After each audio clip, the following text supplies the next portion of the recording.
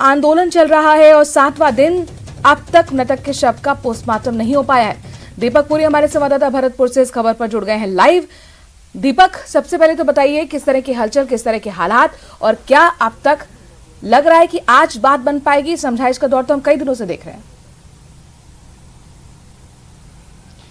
देखिए मनु, नहीं लग रहा है कि आज भी कोई बात बन पाए, क्योंकि आंदोलनकारी और जो मृतक मोहन सिंह के परिजन हैं वो अपनी मांगों को लेकर अड़े हुए हैं। उनकी मांग है कि जो मृतक मोहन सिंह है उसको 1 करोड़ रुपए मुआवजा राशि दी जाए, सरकारी नौकरी दी जाए और शहीद का दर्जा दिया जाए। लेकिन ये सब मुमकिन नहीं है, इसलिए कोई आसार इस हाईवे को खाली होते हुए नजर नहीं आ रहे हैं। और तीसरा दिन है जो मृतक मोहन सिंह है उसका सब मोर्चरी में रखा हुआ है। परिजनों ने और आंदोलनकारियों ने शव लेने से इनकार कर दिया है। लेकिन सबसे बड़ी बात इसमें यह है कि अभी तक मृतक मोहन सिंह के शव का पोस्टमार्टम नहीं हुआ है, मोर्चरी में रखा हुआ है, क्योंकि परिजन लेने के लिए, शव लेने के लिए तैयार नहीं है। प्रशासन उन बिना परिजनों की अनुमति के शव दे नहीं सकता। ऐसे में ये पेच जो है वो अटका हुआ है और आंदोलन लंबा खिंच सकता है, क्योंकि आंदोलनकारियों से लगातार हम बात कर रहे हैं। आज 7वां दिन है कि सैनी समाज के लोग हाईवे को जाम करके बैठे हैं और उनका कहना है कि जब तक मृतक मोहन सिंह की जो मांग है और आरक्षण की जो मांग है उस पर सरकार विचार नहीं करती है, जब तक हम हाईवे को खाली नहीं करेंगे। और बड़ी तादाद में दीपक, देखिए इससे पहले मुख्यमंत्री के साथ बकायदा 1-to-1 बातचीत हुई थी इस पूरे प्रतिनिधिमंडल की, तो आखिरकार अब प्रशासन की क्या रणनीति है? चूंकि पोस्टमार्टम नहीं हो रहा है, दूसरा आरक्षण को लेकर पूरी तरह से नेशनल हाईवे भी जाम कर रखा है और लगातार मुख्यमंत्री खुद ही अपील करते रहे कि देखिए समाधान नहीं है नेशनल हाईवे जाम करना।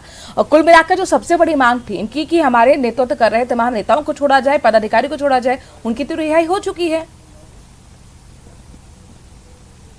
देखिए बिल्कुल, सबसे पहली मांग तो आंदोलनकारियों की थी कि हमारे पदाधिकारियों को रिहाई किया जाए। लेकिन रिहाई होने के बाद भी ये हाईवे खाली नहीं हुआ। उसके बाद प्रतिनिधिमंडल जयपुर में गया वार्ता के लिए, मुख्यमंत्री अशोक गहलोत के साथ लंबी वार्ता हुई, 2 बार जो है वार्ता हुई, लेकिन उसमें कोई असर जो है इस आंदोलन पर नहीं दिखा। हालांकि प्रतिनिधिमंडल ने जो सरकार के साथ समझौता हुआ था, जो ओबीसी आयोग को पत्र लिखा था मुख्यमंत्री कार्यालय द्वारा, वो वहां आकर के पढ़ करके सुनाया। तो आरक्षण पर लगभग सहमति बनी थी और लग रहा था कि ये अब आंदोलन समाप्त होने वाला है और सैनी समाज के लोग हाईवे को जाम कर देंगे। लेकिन जो मृतक मोहन सिंह की आत्महत्या का मामला था वो घटना घटी, उसके बाद आंदोलनकारियों में एक अलग जो रुख है वो देखने को मिला और सभी आंदोलनकारी और मृतक मोहन सिंह के जो परिजन हैं उन्होंने आवाज उठाई कि आरक्षण की मांग पर तो सरकार ने विचार किया है, लेकिन आरक्षण की मांग पर यहाँ पर जो बैठे हुए थे मृतक मोहन सिंह, उन्होंने आत्महत्या कर ली है। इस मामले में भी मृतक का जो सुसाइड का ये पूरा मामला है, जाहिर तौर पर इसने पूरी तरह से ट्विस्ट कर दिया है सैनी समाज के आंदोलन को। अब प्रशासन की ऐसे में क्या रणनीति है? आज क्या बैठक होगी? किस प्लानिंग के साथ बातचीत होगी? देखिए मनु, मैंने पहले भी बताया था कि जो मांगे परिजन और आंदोलनकारियों द्वारा की जा रही हैं वो मुमकिन नहीं है। ये प्रशासन का भी कहना है और अन्य लोग जो इस पूरे मामले में जानकार हैं उनका भी कहना है कि ये मुमकिन नहीं है। तो ऐसे में आंदोलनकारी और परिजन जिद करके बैठे हैं कि ये 3 हमारी मांगें पूरी होंगी, उसके बाद ही हम हाईवे को खाली करेंगे। कल भी प्रशासन के साथ आंदोलनकारियों की वार्ता हुई थी, लेकिन वार्ता बेनतीजा रही, विफल रही। आज भी हो सकता है कि प्रशासनिक अधिकारियों के साथ वार्ता हो, लेकिन उस वार्ता में भी कोई सकारात्मक परिणाम निकलने वाले नहीं है, क्योंकि ये आसार दिख रहा है, क्योंकि हाईवे जो है वो खाली होने को नजर नहीं आ रहा है। आंदोलनकारी और परिजन वो 3 मांगों को लेकर के बैठे हुए हैं और साफ तौर पर आंदोलनकारियों ने कहा है कि जब तक इन 3 मांगों को नहीं माना जाता ये हाईवे इसी तरह से जाम रहेगा और हम लोग आंदोलन लगातार जारी रहेंगे। प्रशासन ने रूट को डाइवर्ट किया है। बड़े वाहन जो है वो सेवर से होकर बयाना, वैर भुसावर होकर जयपुर हाईवे पर निकल रहे हैं और जो छोटे वाहन हैं वो ढेरा मोड़ से नदबई होते हुए हलेना की तरफ जा रहे हैं। और इसी तरह से जयपुर से आते वक्त जो रूट है वो डाइवर्ट किया है और इंटरनेट पर भी पाबंदी लगाई गई है। कल शाम जो है आदेश जारी किए थे संभागीय आयुक्त साबरमल वर्मा ने और आज रात 12 बजे तक इंटरनेट पर पाबंदी रहेगी। दीपक, देखिए कई दिन हो गए इंटरनेट पर पाबंदी, तो जाहिर तौर पर तमाम लोगों को दिक्कतें भी हो गई होंगी, क्योंकि अब कुल मिलाकर सारी चीजें हैं जो डिजिटलाइज हो गई हैं। तो कहां किस इलाके में आज रात 12 बजे तक पाबंदी रहने वाली है? सुरक्षा के जाहिर तौर पर किस तरह के इंतजाम आप देख पा रहे हैं? चूंकि 7 दिन हो चुके हैं सैनी समाज के आंदोलन की और बीच हमने देखा किस तरह से वहां पर जो लोग थे वो लाठी डंडों के साथ भी मौजूद थे। तो सुरक्षा को देखते हुए किस तरह के इंतजाम आप ग्राउंड जीरो पर देख पा रहे हैं?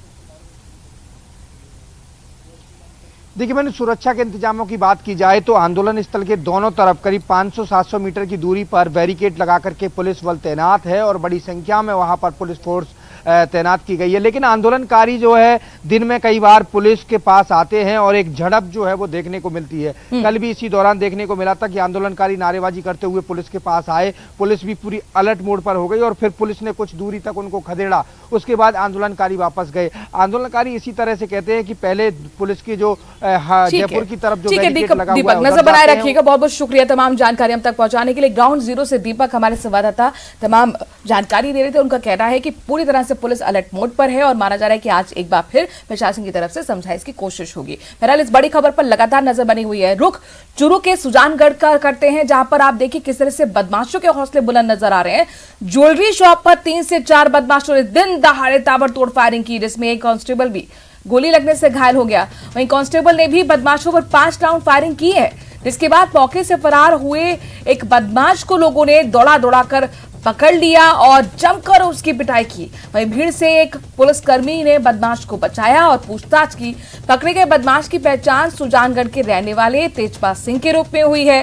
वहीं डीजीपी उमेश मिश्रा ने बहादुरी दिखाने वाले कांस्टेबल रमेश को गैलेंट्री प्रमोशन की घोषणा की है।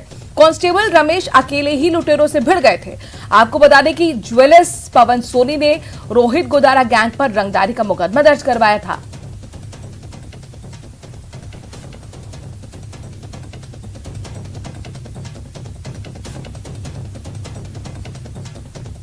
तस्वीरें आपके सामने, जहां पर देखिए किस तरह से बदमाशों को वहां पर मौजूद लोगों ने पकड़ लिया और जमकर उसकी धुनाई की है, पिटाई की और उसके बाद पुलिस के हवाला कर दिया। हालांकि कांस्टेबल भी वहां पर मौजूद था, जिसको गैलेंट्री प्रमोशन का घोषणा की गई है। उसकी बहादुरी को देखते हुए, चूंकि अकेला वो बदमाश इन 4 से 5 बदमाशों से भिड़ गया था।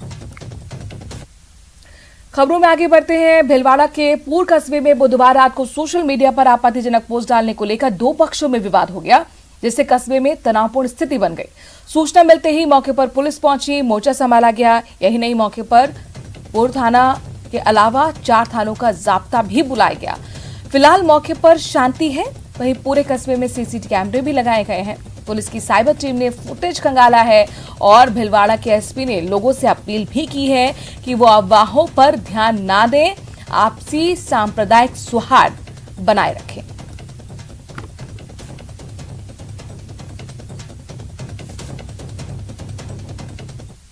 देर रात पूर्व थाना क्षेत्र के अंदर कुछ तत्वों द्वारा एक बैंड की दुकान के सामने ऐसी सूचना थी कि मारपीट की गई और फिर एक और जगह पे राहगीर के साथ मारपीट करना की जानकारी पुलिस को मिली थी। आला अधिकारी मौके पे पहुंचे हैं। रिपोर्ट हमें मिली है, उसके तहत जो भी कानूनी कार्रवाई बन रही है वो की जा रही है। मौके पे शांति है, सुरक्षा के माकूल इंतजाम किए हुए हैं और जिन लोगों ने भी एक कार्य किया है उनको जल्दी ही राउंड अप कर लिया जाएगा।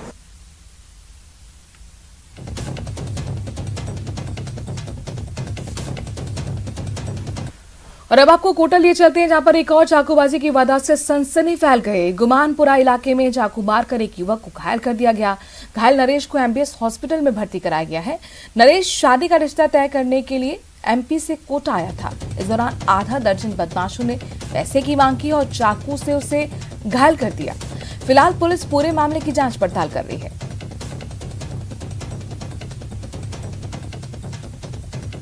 6-7 लोग हमको बुला लिए, यहाँ पर पैसे को मांग करने लगे हमसे और पैसे हमसे बोले हमारे अकाउंट पर कहाँ से आए थे आप? गुनाह से आए थे।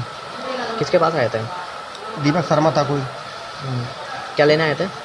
ऐसे ही संबंध के काम से आए थे। रिश्ते के लिए? हाँ। फिर क्या हुआ? उन्होंने बोला हमसे कि लड़की मर्द कुछ नहीं है हमारे पास, पर तुम हमारे लिए 1 लाख रुपए दो आपके, नहीं तुमको जान से मार के नहीं खत्म कर देंगे। नागौर जिला पुलिस ने अपराधियों के खिलाफ आज 5वां बड़ा अभियान चलाया है और इस दौरान 160 अपराधियों को गिरफ्तार किया गया है। नागौर एसपी राममूर्ति जोशी के निर्देश के मुताबिक ये अभियान चलाया गया, जिसमें 78 टीमों ने 396 जगह पर दबिश दी। अवैध शराब, अवैध हथियार, अवैध खनन के 28 मुकदमे इस दौरान दर्ज किए गए हैं। पुलिस ने जिन 160 अपराधियों को गिरफ्तार किया है उनमें वांछित हैं, इनामी हैं, हिस्ट्री टीचर भी शामिल हैं। इनमें से 99 अपराधी ऐसे हैं जिनके खिलाफ पूर्व का आपराधिक रिकॉर्ड है।